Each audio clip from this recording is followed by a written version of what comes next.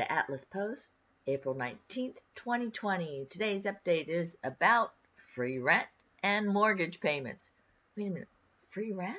Well, cancel rent and mortgage payments. Due to the coronavirus, just ask U.S. Representative Ilhan Omar from the 5th District of Minnesota, which is over by the Minneapolis area.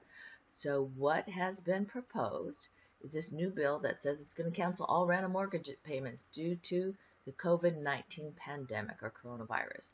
So this bill institutes a nationwide cancellation of rents and home mortgage payments through the duration of the coronavirus pandemic, and the bill would constitute a full payment forgiveness with no accumulation of debt for renters or homeowners and no negative impact on their credit rating or rental history. The legislation will establish a relief fund for landlords and mortgage holders to cover losses from the canceled payments and create an optional fund to fully finance the purchase of private rental properties by nonprofits, public housing authorities, cooperatives, community land trusts, and states or local governments in order to increase the availability of affordable housing during this downturn. Now, of course, it's one of the things, if you're in a major city, that's been a major issue is affordable housing. Up in the Bay Area, I have heard stories about people that are making over $150,000 a year, and they are living in their cars because it's too expensive. So housing affordability is a really big deal. So this bill is co-sponsored by Representatives Alexandria Ocasio-Cortez, otherwise known as AOC, out of New York, Rashida Tlaib out of, I guess that would be Michigan, Pramila Jayapal out of Washington, Mark Pocan from Wisconsin, Ayanna Presley from Massachusetts, Veronica Escobar from Texas, Jesus Chuy Garcia out of Illinois, and Grace Meng from New York. So as we all know, the coronavirus crisis is more than just a public health crisis, and it's an economic crisis. Of course, Ilhan is from Minnesota, so she says Minnesotans are losing jobs, getting their hours reduced, and struggling just to put food on the table. We must take major action to protect the health and economic security of the most vulnerable, including the millions of Americans currently at risk of housing instability and homelessness. Now, of course, this is in addition to the stimulus payment that we just received, which was for $1,200. So there's two different bills that are out there. One of them, of course, is about $2,000 a month. Yes, that's $2,000 a month.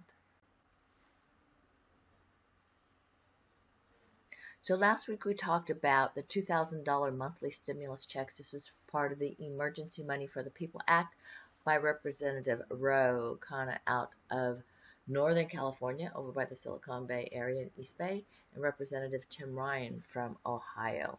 And in that one, actually, you can just go back to last week's video and go ahead and take a look at about the Emergency Money for the People Act, otherwise known as an extra stimulus with $2,000 monthly check, or a $2,000 monthly stimulus check. And that, of course, is for just about everybody. It's $2,000 monthly payment to every qualifying American over the age of 16 for up to 12 months. So actually that one's pretty cool. And I'm certain there's a lot of 16-year-olds that would love to receive an extra $2,000 a month. I don't know how they got to that age category, but let's just say you have a family of 4. With the Emergency for the People Act, I think, what is it, $4,000 per couple and $2,000 per kid over the age of 16. So you can see very quickly, if you have a family of 4 with 2 kids over the 16 that are still living at home, you could get to $8,000 a month. So now we're going back to the Rent and Mortgage Cancellation Act. Now, of course, the federal government must step up to provide relief for vulnerable renters while also ensuring that small mom-and-pop landlords who rely on rental income for survival aren't left behind.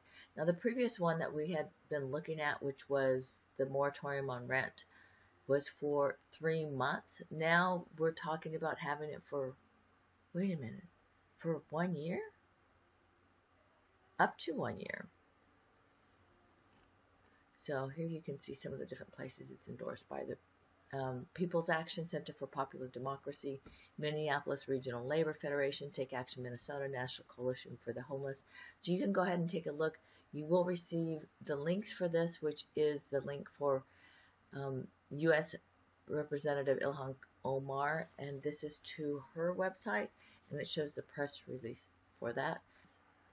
On April 1st, millions of tenants were unable to pay the rent. We just passed through that a few weeks ago. So in 2 short weeks, which is, what, April 15th, right? We just passed that. Rent and mortgage payments will be due again, or actually they're talking about May 1st. With no clear end to this crisis in sight, it is impossible for families to prepare for the economic fallout that will come if we are expected to continue to pay rent while we are unable to earn income. Representative Omar's bill to cancel rent and mortgages for the duration of the housing crisis would mean that the millions of families across the country who've lost their jobs are able to stay in their homes and not go into crushing debt during this crisis. So, wait a minute, you're going to get free rent and you're going to get a check. So, somewhere along the line, okay, we're going to have to pay for this as citizens. So, we're looking forward to seeing what they come up with. Right now, this is a Band-Aid situation, and we're just trying to get by. Or they're trying to help us get by, because there are a lot of families that are really hurting. So, Representative Omar's bill to cancel rent and mortgages for the duration of the housing crisis would mean that the millions of families across the country who have lost their jobs are able to stay in their homes and not go into crushing debt during the crisis. We did mention that. And, of course, one of the big issues, too, is they're having to find places for the homeless people. So they're now out on the street so that they are not vulnerable. Canceling rent and mortgages also ensures that undocumented people who were locked out of federal relief have a level of reprieve. Relief cannot wait. We need Congress to pass this bill by April 30th. So, today's April 19th. Let's see, because that can come up awfully quick. Also, you're going to see right here, this is the actual bill, which you can go ahead and look at. And we are going to go ahead and show to you. And just so that you also know on this, instead of reading the whole thing, I'm going to go through, of course, some topic areas on this, which is what the bill includes.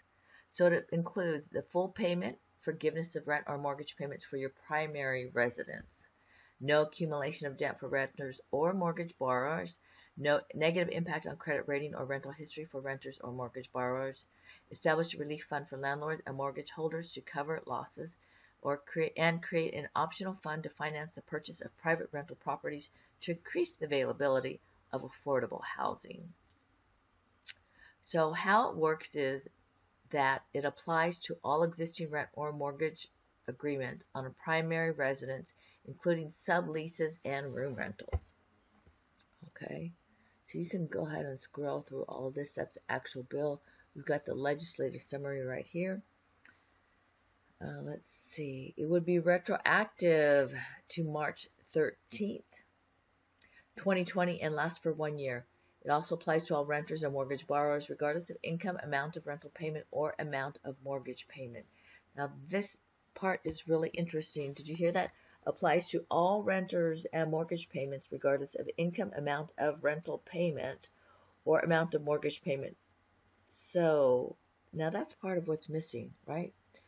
Because I scrolled through this, I didn't see it, and you can scroll through it and tell me if you found it. So, if you had a really expensive mortgage payment, say your mortgage payment was $15,000 a month, does that mean they're going to cover it? An amount of rental payment, some places it could be $15,000 a month in rental payments. Some places it's $2,000 a month. So does that mean this bill passes? Now, of course, this is just the proposal. There's many steps that goes along the way. And I'm sure that there's going to be some type of ceiling, because otherwise I could see a lot of people up in arms about that. So if you have already made payments in April 2020, the renters and mortgage borrowers would be reimbursed for payments made in April 2020. Borrowers who owe a mortgage and separately rent a residence can either receive mortgage relief or rental relief, but not both, and it does not cover second homes, vacation homes, or other non-primary residences.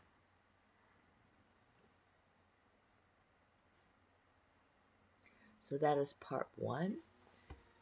Next is part 2 coming up.